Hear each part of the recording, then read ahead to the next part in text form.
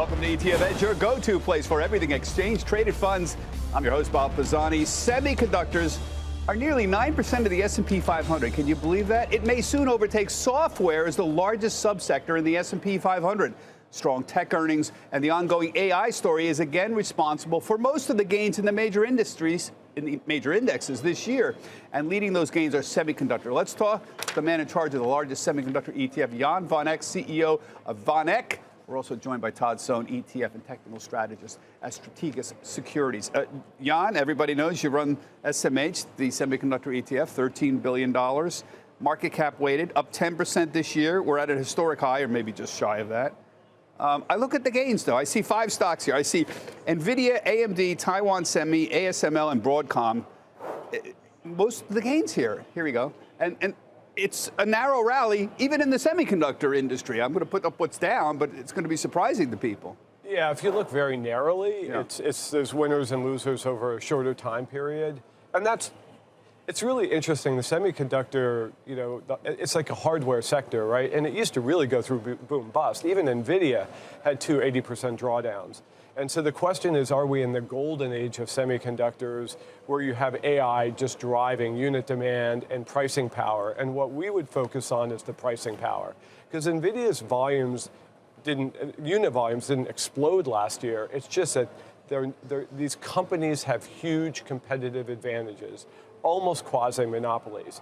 Who competes against NVIDIA for GPUs is a big example, or Taiwan Semi, or ASML, the equipment manufacturer. So they've got great pricing power. They've got AI. And I want to just show you, I want people to understand how lopsided this is. There's 25 stocks in the SMH, right? Right. Look at the big names that are down. I think only half of them are up this year. Look, Intel's down. ST Micro, Teradyne, Skyworks, Texas Instruments. There's a lot more. Explain these competitive moats, the wide moats that people use. That's the reason we're seeing this bifurcation, right? Explain this. Right. Well, it's a matter of IP.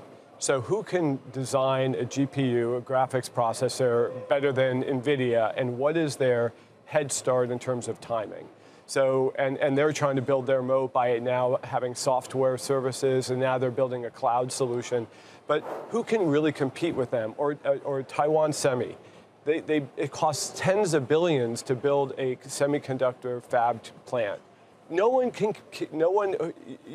could bet $100 billion to build one and compete, and then the risk is 18 months to 2 years, you're behind them in manufacturing. So that's a huge bet, and people aren't really making that bet. Now, of course, it's like honey.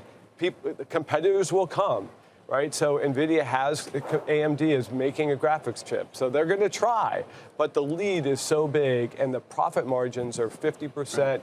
The return on equity is huge. And those of you who don't follow these fancy terms we use, moat refers to the competitive advantage that a company might have. So a wide moat essentially means they have a lot of protection against competitors, and that's your point. A company like NVIDIA has a very wide moat, protection against competitors. High competitive advantage.